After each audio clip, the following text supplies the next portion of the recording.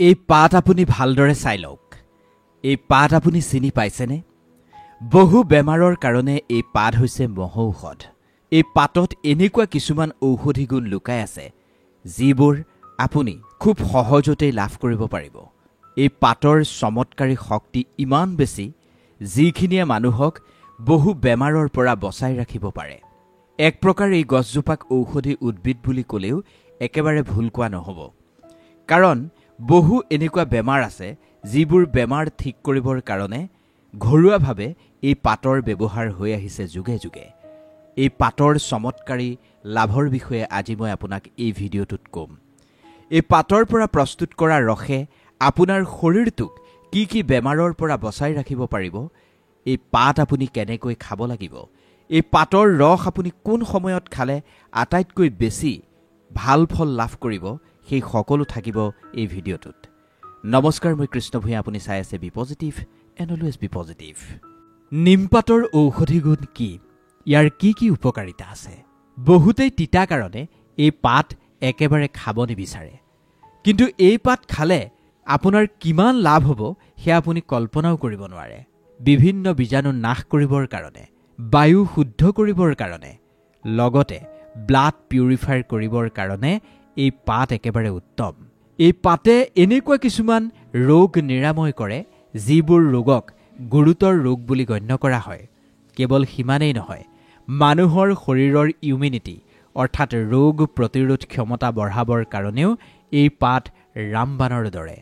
যিসকল ডায়েবেটিছ ৰোগী তেওঁলোকৰ ব্লাড পৰিষ্কাৰৰ কাৰণে, গা ধোৱা খজুৱতি দূৰ কৰিবৰ কাৰণে এই পাত যুগ যুগ ধৰি ব্যৱহাৰ হৈ আহিছে।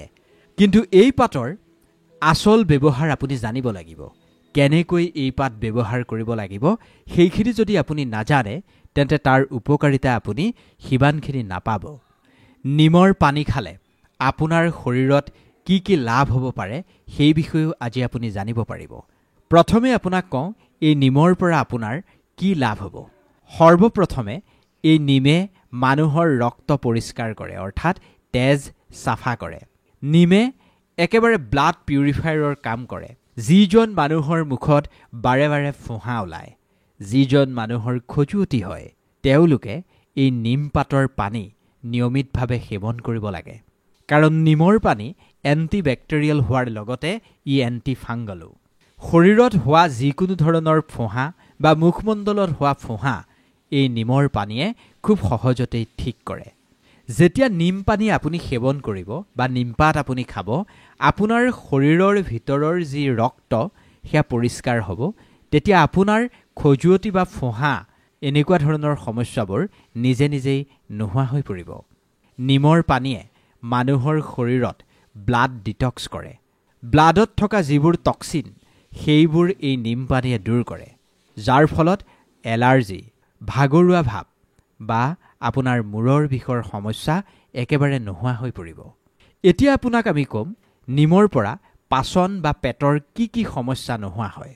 নিম পানী সেৱন কৰিলে মানুহৰ পাচন শক্তি বাঢ়ি যায়, লগতে পেটৰ ভিতৰত থকা যিবোৰ হানিকাৰক বেক্টেৰিয়া সেই বেক্টেৰিয়াবোৰ খতম হয়। পেটৰ ইনফেকশ্যনৰ পৰা এই নিম পানীয়ে আপোনাক বচাই ৰাখিব, কাৰণ নিমত এণ্টি ইনফ্লেমেটৰী গুণ পৰ্যাপ্ত পৰিমাণে থাকে, যিখিনিয়ে আপোনাক এই সমস্যাবোৰৰ পৰা একেবাৰে বচাই ৰাখিব। এইবাৰ আপোনাক ক'ব খুজিছোঁ ডায়েবেটিছৰ ক্ষেত্ৰত এই নিম পানী কিমান উপকাৰী। এক কথাত ক'বলৈ যদি মই যাওঁ, ডায়েবেটিছৰ কাৰণে নিম ৰামবাণৰ দৰে। নিম পাতৰ পানীয়ে ব্লাডত থকা ছুগাৰ কণ্ট্ৰল কৰে।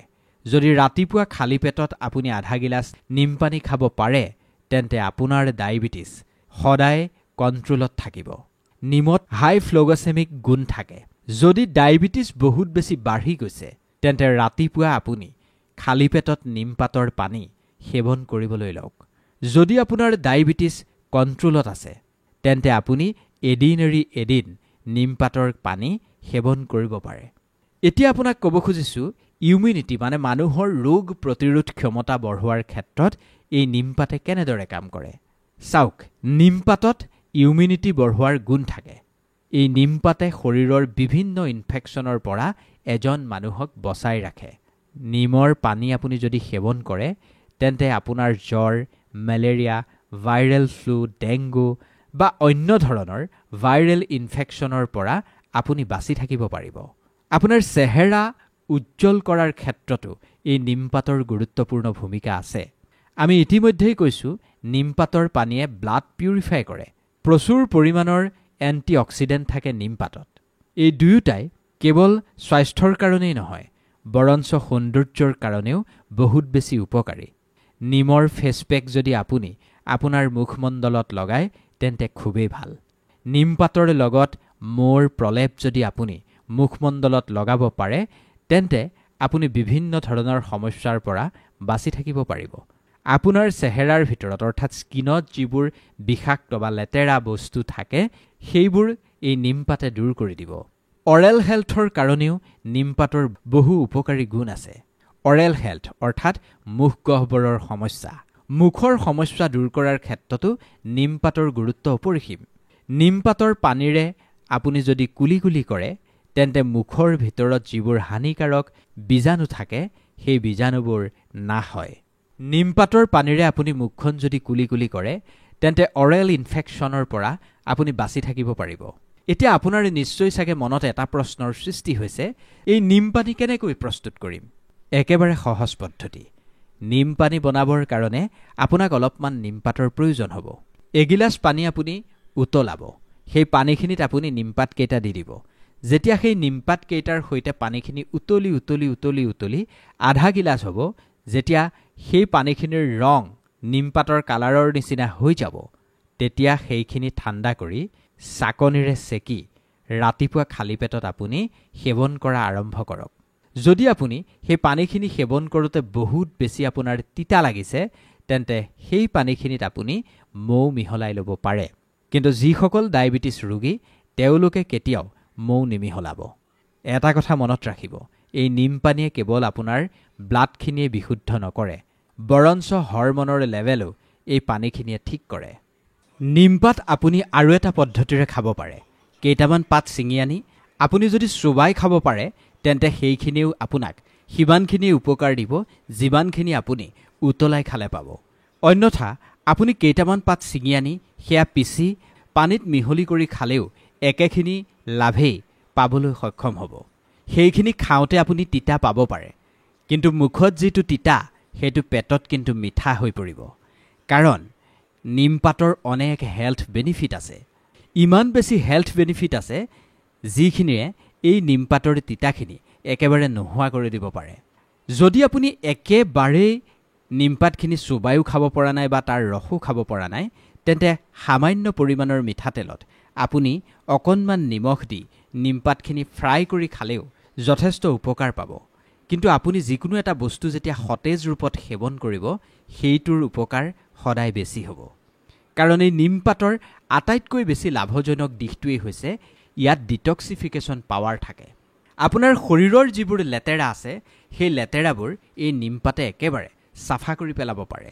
আপোনাৰ ছাল মানে আপোনাৰ স্কিনৰ হেল্ডি গ্লোয়িং এই নিমপাতে আনি দিব পাৰে আৰু আপোনাক বহু ক্ষেত্ৰত স্কিন ইনফেকশ্যনৰ পৰা এই নিমপাতে বচাই ৰাখিব। যেনে ধৰক এই গৰমৰ সময়ত আপোনাৰ এলাৰ্জি হ'ব পাৰে, ছালত ৰঙা ৰঙা আপোনাৰ পৰিব পাৰে।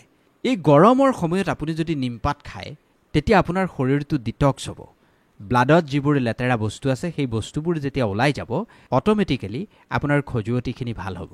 সেইবাবেই নিমপাত বসন্ত ৰোগতো যথেষ্ট ভাল বুলি মানুহে কয়। বজাৰত যিবোৰ নিম চাবোন পায় সেই নিম চাবোনবোৰ মানুহে লগায়। নিম চাবোন আপুনিও লগাব পাৰে, বেয়া নহয়। কিন্তু নিমপাতৰ পানীৰে গা ধুলে আপুনি যিখিনি উপকাৰ পাব সেইখিনি মই আপোনাক কৈ বুজাই শেষ কৰিব নোৱাৰোঁ। নিমপাত দাঁতৰ কাৰণেও খুবেই উপকাৰী। দাঁতৰ আলু মজবুত কৰাৰ ক্ষেত্ৰত নিমপাতে গুৰুত্বপূৰ্ণ ভূমিকা গ্ৰহণ কৰে। আজিকালি নিমপাতৰ চূৰ্ণ মানে পাউডাৰ বজাৰত উপলব্ধ। আয়ুৰ্বেদিক সামগ্ৰী পোৱাৰ যিবোৰ দোকান আছে সেই দোকানবোৰত আপুনি নিমপাতৰ পাউডাৰ খুব সহজতেই লাভ কৰিব। সেই পাউডাৰ আপুনি আধা চামুচ লৈ পানীত মিহলি কৰি সেইখিনি আপুনি সেৱন কৰিব পাৰে। কিন্তু মোৰ হিচাপত আটাইতকৈ উত্তম পদ্ধতিটো হৈছে ফ্ৰেছ নিমপাত কেইটামান ছিঙি আনক, সেইখিনি পিছক, সৰু সৰু বড়ি বনাই লওক, সেইখিনি খাই দিয়ক। যেতিয়া সেইখিনি আপুনি গিলি দিব ইমান বেছি আপোনাৰ তিতাও নালাগিব।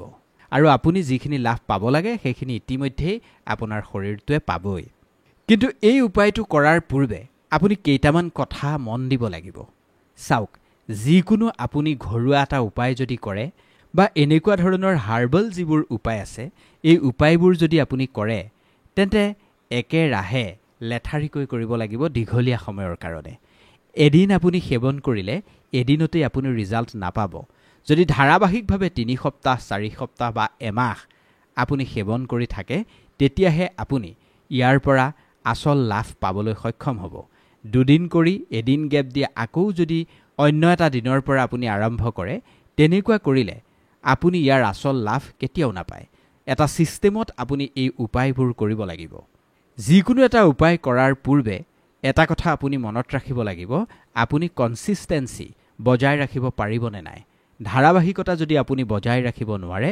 তেন্তে ইয়াৰ আসল লাভখিনিৰ পৰা আপুনি বঞ্চিত হ'ব আৰু এটা কথা ইয়াৰ সেৱন আপুনি সদায় সীমিত পৰিমাণেৰেহে কৰা উচিত বহুত বেছি লাভ হওক বুলি আপুনি বেছিকৈ যদি নিমপাত সেৱন কৰে তেন্তে আপোনাৰ গেষ্ট্ৰাইটিছৰ সমস্যা হ'ব পাৰে পেটৰ সমস্যা হ'ব পাৰে তেতিয়া আপোনাৰ লাভতকৈ লোকচানহে বেছিকৈ হ'ব গতিকে সদায় এটা কথা মনত ৰাখিব সকলো বস্তুৰে এটা নিৰ্দিষ্ট পৰিমাণ আছে যদি কিবা আপোনাৰ মেডিকেল কণ্ডিশ্যন আছে আৰু দীঘলীয়া সময় ধৰি যদি আপুনি ঔষধ সেৱন কৰি আছে তেন্তে আপুনি যিকোনো এটা হাৰ্বাল ৰেমেডিজ গ্ৰহণ কৰাৰ পূৰ্বে এবাৰ চিকিৎসকৰ পৰামৰ্শ লোৱাটো খুবেই জৰুৰী আমি আশা কৰিছোঁ নিমপাতৰ এই উপকাৰিতাখিনি জানি আপোনাৰ নিশ্চয় ভাল লাগিল আপুনি যদি নিমপাতৰ আৰু কিবা উপকাৰিতা বা ঔষধি গুণৰ বিষয়ে জানে তেন্তে আমাক মুকলিকৈ কমেণ্ট কৰি জনাব পাৰিব এনেকুৱা নহয় যে আমি এই সকলো জানো আপোনালোকৰ সৈতে আমি যিখিনি কথা বিনিময় কৰিছোঁ